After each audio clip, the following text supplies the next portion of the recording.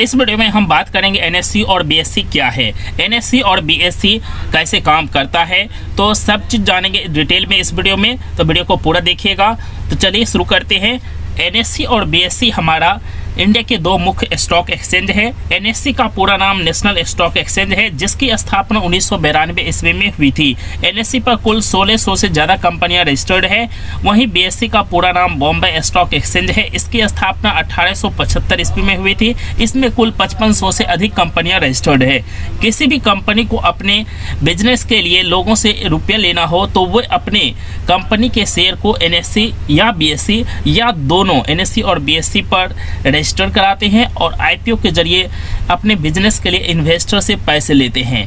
कोई भी retail investor NSC और बीएससी से डायरेक्ट शेयर नहीं खरीदते हैं, बल्कि यहाँ पर एनएससी और बीएससी शेयर को खरीदने और बेचने के लिए दो खिड़कियों के जैसा काम करता है। जैसे आप किसी भी सिनेमा हॉल में जाते हैं तो वहाँ पर जो टिकट बेचने के लिए खिड़कियाँ होती है, तो नंबर ऑफ टिकट्स जो उस सिनेमा हॉल का फिक्स है, लेकिन उसे बेचने के लिए अलग अलग खिड़कियाँ होती है। आप अलग अलग खिड़कियों से टिकट खरीदते हैं और जो टोटल टिकट बेचा जाता है, जो कि उस सिनेमा हॉल में बैठने की संख्या है। उसी तरह से जो कंपनी रजिस्टर्ड होती है एनएससी और बीएससी दोनों पर, उसके नंबर ऑफ शेयर्स फिक्स हैं। आप उसे एनएससी से खरीदिए या बीएससी से खरीदिए।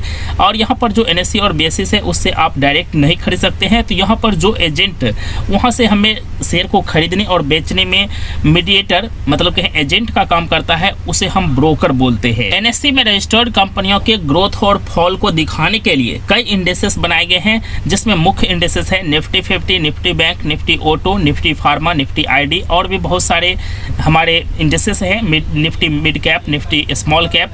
तो इस तरह से जो कंपनियों के ग्रोथ और फॉल है उसको दिखाने के लिए, या कहें हमारी इकोनॉमी को ग्रोथ और फॉल को दिखाने के लिए बहुत सारे इंडेक्सेस बनाए गए हैं। ये जो इंडेक्सेस हैं एनएससी और बीएससी के, वो हमारी इकोनॉमी के ग्रोथ और फॉल को दिखाते हैं, हमारे देश के ग्रोथ और फॉल को दिखाते हैं। वहीं बीएससी में भी बहुत सारे इंडेक्सेस बनाए गए हैं। S and P BSC Sensex, S and P BSC small cap, S and P BSC mid cap, बहुत सारे इंडेक्सेस बनाए गए हैं। कुछ जो इंपॉर्टेंट बातें हैं आपको ध्यान रखनी है शेयर को खरीदने और बेचते समय, कि अगर आप इंट्राडे करते हैं तो अगर आप एनएससी से शेयर खरीदते हैं तो सेम डे आप बीएससी में शेयर को नहीं बेच सकते। अगर आप सेम डे एनएसई पर शेयर को खरीदकर बीएसई पर बेचते हैं तो आपको 20% की पेनल्टी पे करनी होगी।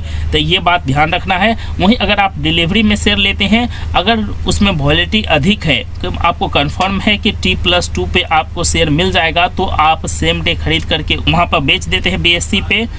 तो वहाँ पे अगर शेयर आपको मिल गया तो ज़्यादा प्रॉब्लम नहीं है, लेकिन अगर T+2 डे बाद बेचते हैं आपके डीमैट अकाउंट में आने के बाद शेयर, तो कोई दिक्कत नहीं है। लेकिन हमारी जो सलाह है कि आप शेयर अगर एनएससी में खरीदते हैं तो एनएससी पे ही बेचें, आप बीएससी में खरीदते हैं तो बीएससी पे ही बेचें। आप पहले ही सेलेक्ट कर लें आपको जो ट्रेडिंग करनी है, जो इन्वेस्टमेंट करनी है, उसके लिए स्टॉक्स को एनएससी पे सेलेक्ट करना है या बीएससी में। दो स्टॉक एक्सचेंज में एक को चूज कर लें तो ज़्यादा बेहतर है।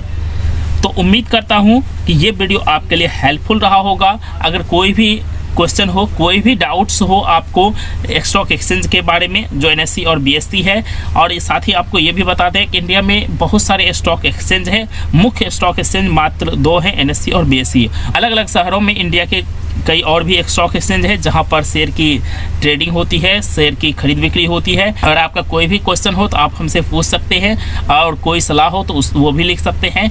तो उम्मीद करते हैं वीडियो हेल्पफुल रहा होगा। तो वीडियो को लाइक और शेयर कीजिएगा। चैनल पर पहली बार आए हैं, चैनल को सब्सक्राइब करके बगल के बेल आइकन को दबा दीजिएगा।